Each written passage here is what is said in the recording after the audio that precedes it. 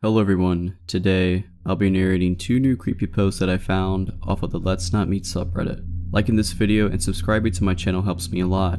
After you have heard these stories, let me know what you thought of them in the comments below. But without further ado, let's dive straight into their experiences. These are their stories.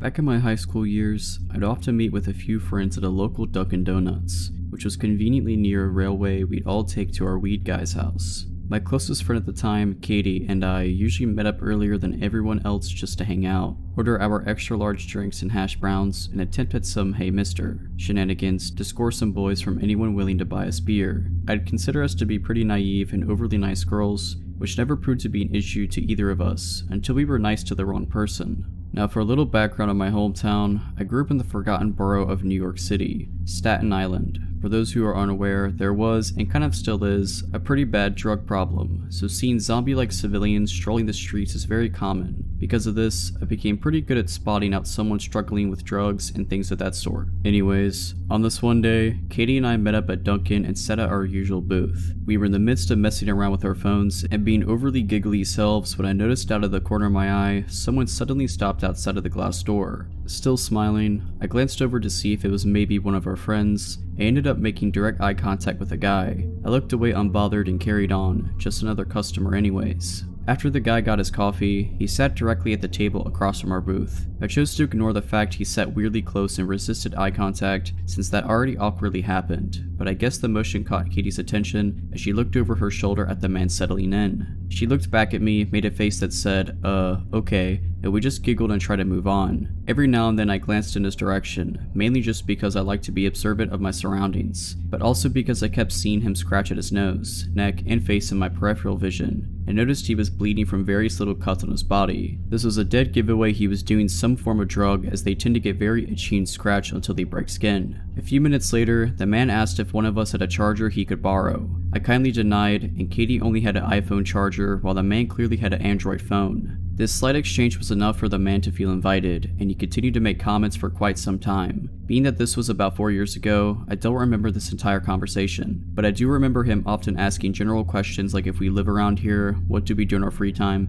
and creepy things of that sort. I was pretty vague yet polite in my responses, but Katie was always a bit more enthusiastic in her words, making it pretty easy for this guy to reciprocate and basically join our conversation altogether. In Katie's innocent stupidity, the guy basically found out some of the main train stops we'd get off at to hang in those areas. He also found out we would smoke weed, which also made this guy feel even more inclined. At some point, he mentioned how his ex-girlfriend got into some trouble, got him into heroin, which he used to sell, served jail time for, and pretty recently got out. He also mentioned how he's been an ice cream truck driver ever since his release, and told us that he's always driving around the train stops Katie mentioned earlier. He also repeatedly offered to give us rides around in his truck someday, with free ice cream as the bribe. Again, we were pretty naive and overly nice girls, Katie more so than I, and so one thing led to another, and eventually this guy was asking for Katie's social media, which she happily obliged to. She's always been really dedicated to expanding her follower count. Throughout this entire exchange, I was mostly just nodding, smiling, laughing here and there, so my remaining silence during the social media exchange went unnoticed. However, once the guy started following Katie on Instagram, he quickly found mine through a tagged picture on her page. I wasn't private at the time, so he immediately started liking and commenting on nearly every one of my pictures.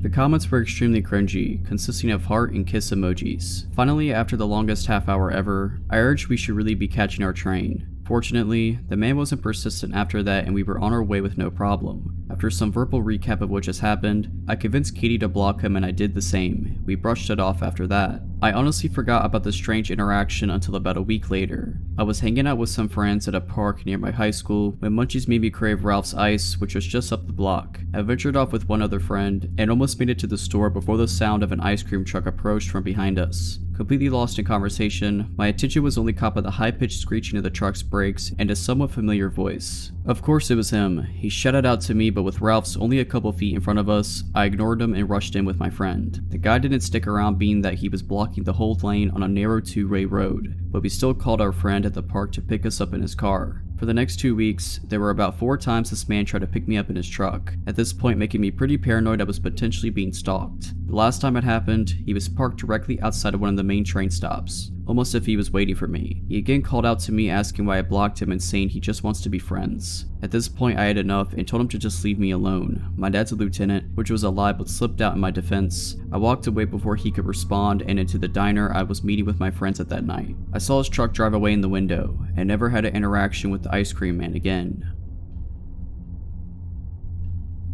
So I'm a fairly small human with a very large dog. I'm about a 5'1" female. My dog is an Akita who is around 100 pounds and probably stronger than me if she ever actually tried. We go for walks twice a day every day for about 3 miles each, and one of these is at night. We live in the middle of a metropolitan area, so there's lots of hotels, stores, and restaurants all over the place, and there's always people out and about. I never felt unsafe walking around our area with my large dog, especially since with all these businesses comes regularly patrolling police cars and several private security agencies all around. We've lived here for nearly 3 years and walking every day and night without a single problem. On to tonight. We left for our normal walk, and while the streets are far less crowded, there are still some people out. We were about a mile from our apartment building when I walked past a man standing next to a convenience store in a dark gray hoodie. A lot of the homeless population around here sit outside of the convenience stores regularly, so I didn't initially think anything of it. We stepped to the edge of the sidewalk so that we would be about 6 feet away and intended to just walk past, but the man started to follow us and talk to me.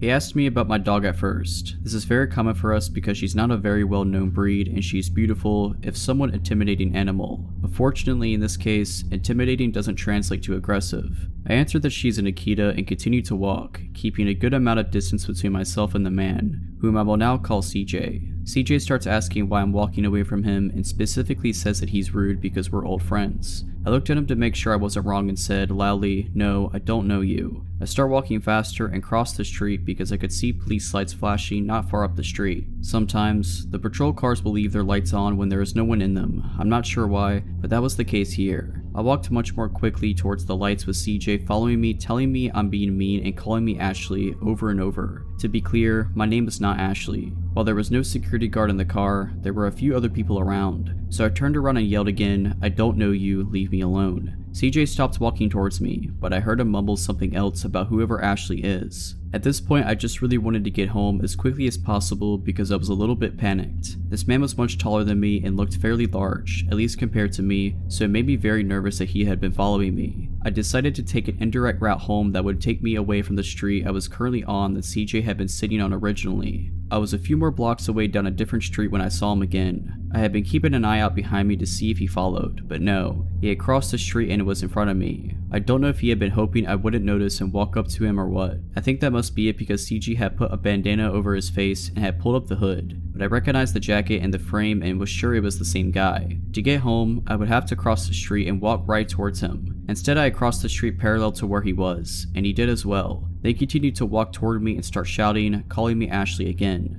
I didn't hear a lot of what he said, but I turned and ran with my dog in the other direction. About a block away was a hotel, so I walked into the lobby and right into the front desk. The front desk worker could tell something was wrong because I was clearly just trying not to cry. I apologized for bringing my dog in, but said that someone had been following me and I wanted to know if I could wait here and call the police. The worker was very kind and walked to the glass door and asked which man it was. I couldn't see him anymore in the direction from which I had come, so for a moment I thought CJ had left, but no, he was at the other end of the parking entrance, hood down now, but standing against the wall as if he was ready to just wait. The worker said I could wait as long as I needed and he called the police from the hotel phone. I think they had the non-emergency line written down, and since he hadn't technically done anything yet, but yell and follow me around for a while, I agreed that the non-emergency line was probably the right choice. A cruiser showed up fairly soon though, and I pointed out CJ to the cops, who was still just waiting there against the wall. Technically, I couldn't prove he'd done anything illegal, but the cops went and told him that he needed to leave the property as he was trespassing. They waited for him to leave, and they gave me and my dog a ride back to my apartment building to make sure he didn't continue to follow us and find out where we live. I don't know who CJ was or who Ashley is, but let's not meet, and I hope Ashley doesn't meet him either. Alright, so that's it. Hope you enjoyed this video. If you did, consider liking this video and subscribing to my channel. Let me know what you thought of these stories in the comments below. But as always, Have a nice day.